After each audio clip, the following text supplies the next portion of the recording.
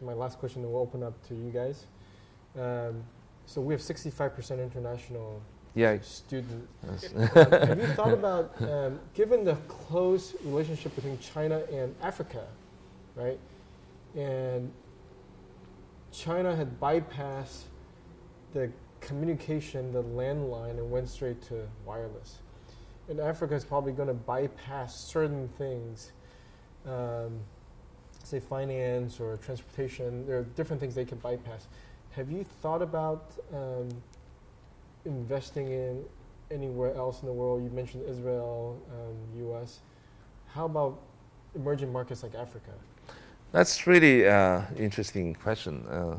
We have a initiative in South Africa. We're partnering with the largest sovereign fund in South Africa called the PIC.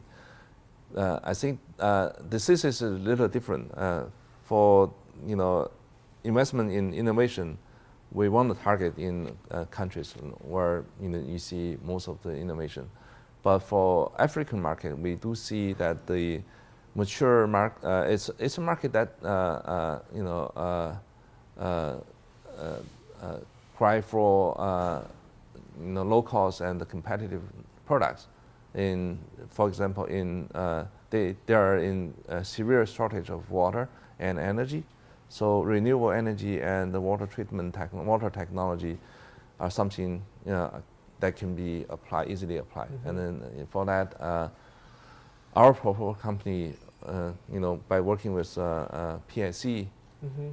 can serve as a link between the Chinese market. Not only the Chinese market can be the origination of competitive product into the African market. It's very clear. If China is the factory of the world and Africa is going to ramp up on demand, so that bridge is probably going to become a pretty active, commerce path. Yeah, I think it's already pretty active. There's so many companies. I know quite a number of established Chinese companies like Hisense. Mm-hmm. They're setting up their factories in South Africa and doing really well. And Huawei is following the suit and all that. Good. Any questions? Dominic? Can you talk more specifically about your environmental projects and how best to reach you if we want to? Oh, okay. Well, for the environmental protection, that's a pretty big market. But initially, we focus on more on the terminal treatment, like air, water, and solid waste. So we have made quite a few investments. For example, one of the earliest investment called Dongjiang Huanbao. That was doing the waste for the waste PC board, how you can recycle those. And later on they move into industrial water treatment sector. They're a public company now and doing well. But as the industry grow, we actually shift our focus from terminal treatment to process control, and even for more green material, the prevention of treatment pollution at all. So it's a very broad area now. And how best to reach you if we want to connect with you? You can email me. My email is michael@tsingcapital.com, tsingcapital.com. Thank you. Thank you. So you mentioned that your capital fund invests in smart technology. And my question is, typically, what is your ground level or your most basic investment? What is it comprised of? What are you expecting of a fledgling technology company that has both hardware and software components to the technology? Yeah, basically, let's two questions. First one, in terms of stage, it's an early stage fund, so we typically invest at seed, pre-A, or A stage. Probably more on seed than pre-A. what the thesis is, I forgot to mention, is we have very carefully select our LP base. The idea is we want to create our own, everybody is talking about the ecosystem. We want to create our own ecosystem.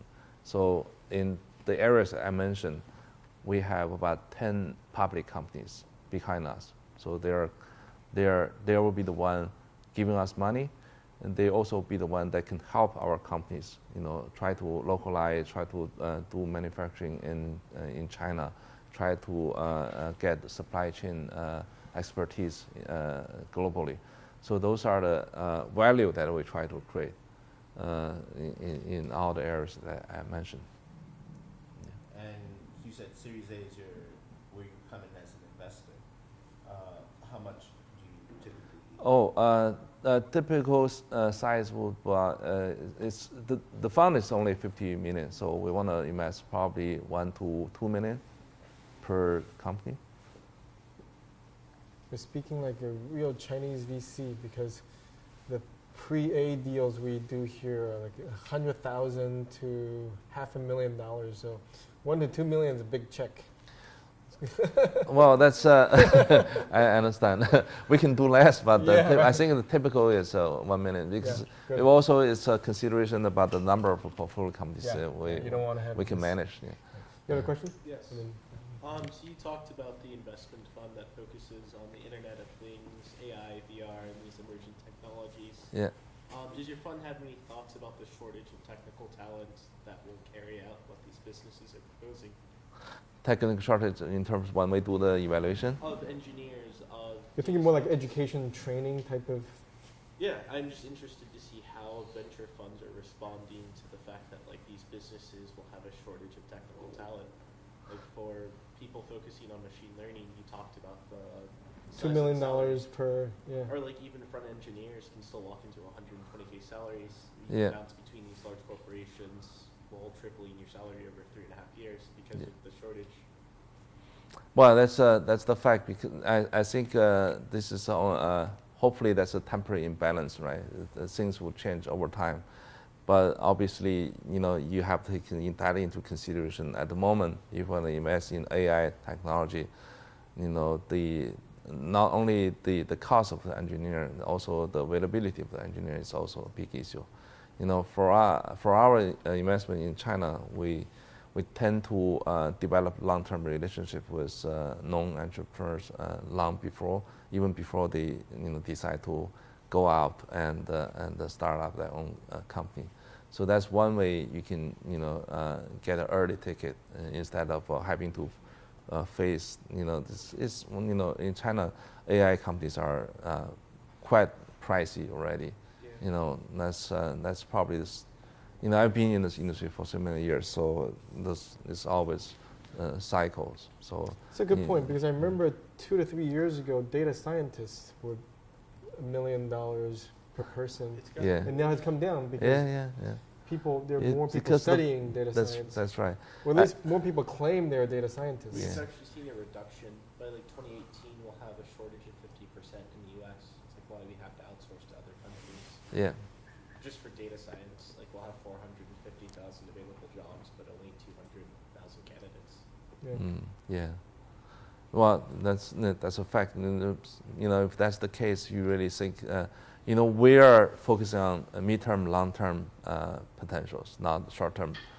So you should not be too carried away by the short-term imbalance and bust. If you believe in the long-term, then you should always be patient and try to find. Take a 10-year, 20-year view. Yeah, not if you look at 2 years, 3-year view, then you're really facing a pretty embarrassed situation. Are you going to invest or not? Right? Oftentimes we say it's easier to predict the outcome, but difficult to predict the timing, right? So you want to get the 10-year, 20 years, this will happen. Right. AI or, robotics. But it may take 7 years, or it may take 12 years. You don't know. Yeah, exactly. Yeah. And besides, I'm maybe call me I'm conservative, because I'm not a big fan that of the AI some of the AI companies on the market right now. I think it's just a little bit outrageous. You know, AI by itself is not gonna it's not gonna solve the whole world's problem. It's a it's been around. You know, sometimes people say the more you know, the harder it is for you to invest in the sector, because you know there are all the different ways to screw up, right? Yeah.